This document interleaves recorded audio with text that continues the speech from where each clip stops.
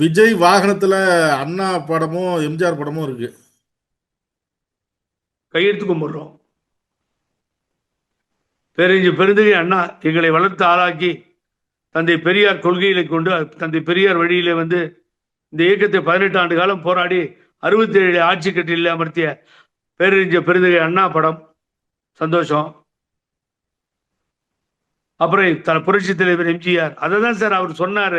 விஜய் 67 அவர் ஆட்சிக்கு வந்தார், 77 புரட்சி தலைவர் எம்ஜிஆர் ஆட்சிக்கு வந்தார் அப்படின்னு அதை குறிப்பிட்டு பேசினார்.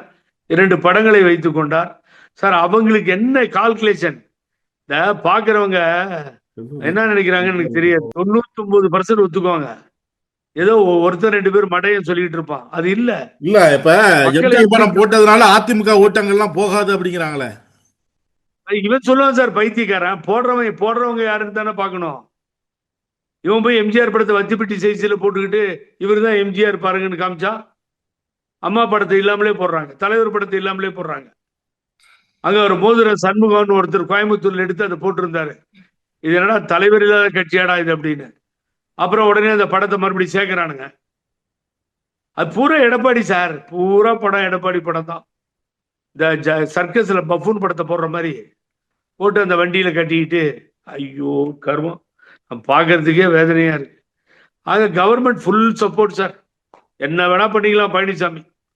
ஆம்புலன்ஸ் டிரைவர் சொன்ன மாதிரி அடிச்சு அதே ஆம்புலன்ஸ்ல போட்டு அனுப்பிச்சா கூட இந்த கவர்மெண்ட் ஆக்ஷன் எடுக்காது. இந்த வார்த்தையை மேடையில் இன்னொருத்தர் பேசியிருக்க முடியுமா? இன்னொருத்தர் ஆம்புலன்ஸ் வந்தா அதே டிரைவர் ஆம்புலன்ஸ்ல போவான்னு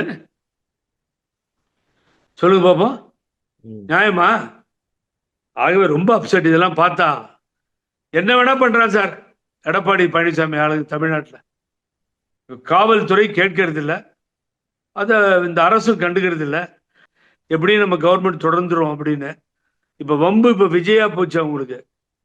ஆகவே விஜய் கிட்ட மோதும் பொழுதுதான் அவங்களுக்கு புரியுது இப்ப என்ன பண்ண போறாங்கன்னு தெரியாது. கூட்டம் வந்து கட்டுக்கடங்காத கூட்டம் சார், கூட்டப்பட்ட கூட்டம் அல்ல. அன்னைக்கே சொன்ன இது அபாய மணின்னு, அபாய சங்குன்னு சொன்னேன்.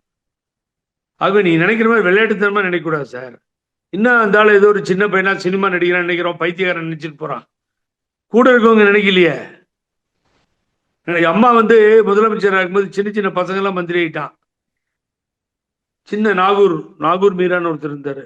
அப்புறம் இந்த செந்தில் பாலாஜி, அப்புறம் தாமரைக்கணி சன்னு தமிழன், இவங்கெல்லாம் சின்ன வயசுல மந்திரி ஆனாங்க, செங்கோட்டையன் மாதிரி.